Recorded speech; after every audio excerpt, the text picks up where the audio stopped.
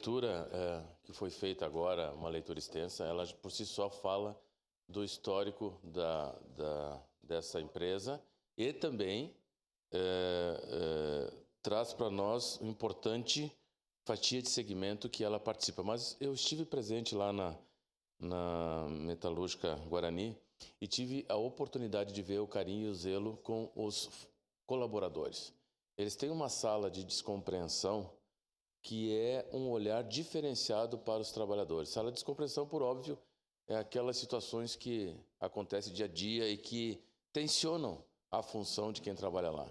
E eles têm um espaço justamente que é um espaço de convivência, um espaço de leitura, um espaço muito delicado para que eles, como se tivessem saído do ambiente de trabalho no horário em que eles têm a folga, principalmente no horário do meio-dia.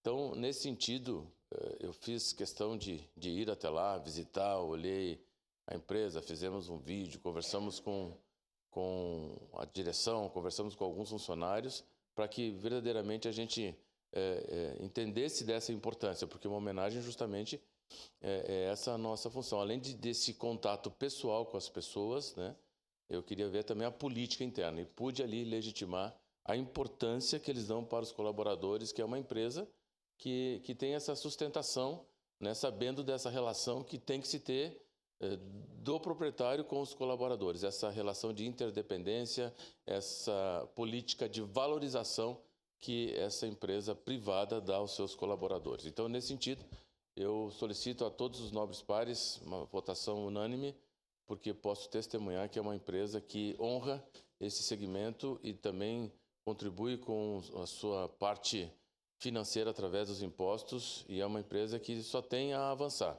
pela forma com que os seus proprietários a estão conduzindo. Era isso, senhor presidente. Votarei por óbvio favorável. Obrigado, vereador.